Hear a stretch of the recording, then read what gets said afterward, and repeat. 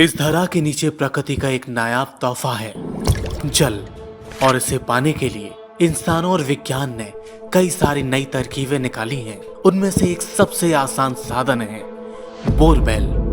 कई सारे ये बोरवेल के गड्ढे बिना जल के रह जाते हैं और इसमें फिर से जल आएगा इस उम्मीद में खुले छोड़ दिए जाते हैं। और यही भूल हम सब के लिए कभी कभी एक विकराल और भयानक रूप धारण कर लेती है। कंट्रोल टू ऑल स्टेशन, थाना बिजावर के ललगुआ गांव में एक बच्चा बोरवेल में गिर गया है। सभी सरहदी थाने 1-4 के बल के साथ में तत्काल बिजावर थाने को रिपोर्ट करें।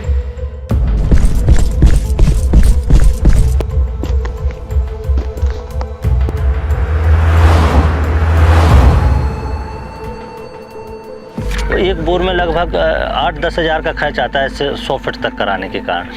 तो उसको खुला ही छोड़ देता है कि हो सकता है इसमें पानी आ जाए। हमने भगवान से जीव मांगू कि भगवान हमारी बच्ची साबित है। जमीन से 40 फीट गहरे बोरवेल के सकरे अंधेरे गड्ढे में फंसे बच्चे को सकुशल बाहर निकालना एक बहुत बड़ी चुनौती है। इसके पीछे की क्या योजना थी, कौन सी रणनीति थी जिस पर काम करके दीपेंद्र को बाहर निकाला गया।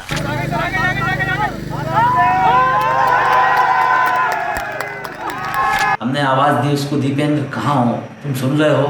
तो बोलता था हाँ सुन रहे हैं।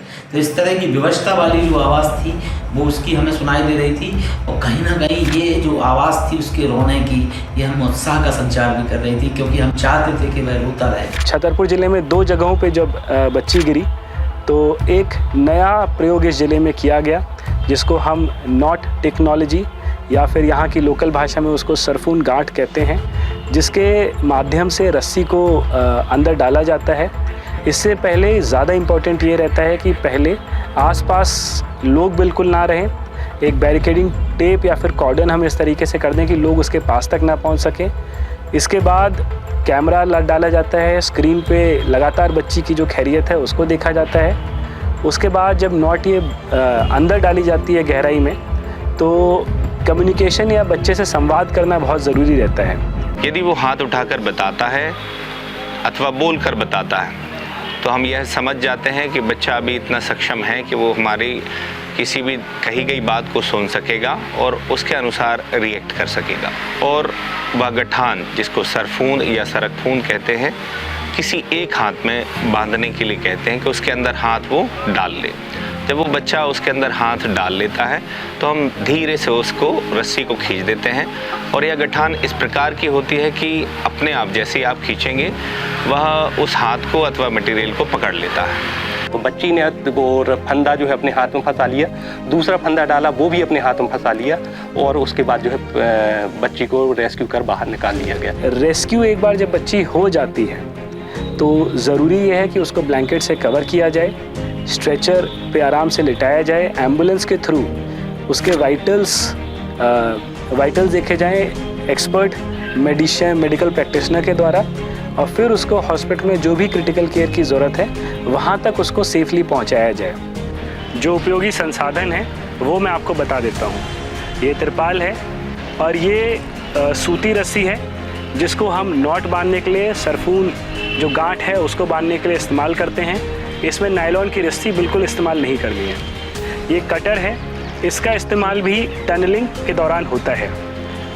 ये हमारे CCTV कैमरास हैं जो कि इंस्टॉल किए जाएंगे बच्चे की मॉनिटरिंग के लिए। माउस है, स्क्रीन है। ऑक्सीजन सिलेंडर्स में जो हमें प्रेशर रखना होगा वो लगभग 5 से 6 लीटर पर मिनट के हिसाब से रखना होता है अगर सामान्य परिस्थितियाँ हैं। पर अगर ठंड ज़्यादा है तो इसको घटाना होगा, और अगर बहुत समय हो गया है या गहराई ज़्यादा है तो इस प्रेशर को और ज़्यादा बढ़ाना होगा। ये पेट्रोमैक्स है। पेट्रोमैक्स जो है वो जगह को रोशनी देता है, तो खासकर जहाँ पे रेस्क्यू हम कर रहे हैं या फिर जो हमने संसाधन जुटाए हैं रेस्क्यू के लिए, उसमें ये तत्कालिक तौर पे बहुत काम आता है। बोल ना करें तो क्या करें? बोर को ढक के रखें, सावधानी रखें। लगातार बच्चे बोरवेल में गिर रहे हैं, छतरपुर को सीखना होगा। तो आइए हम सब मिलकर करें हमारी और आपकी सुरक्षा के लिए एक नए रिश्ते की शुरुआत रक्षा सूत्र के साथ।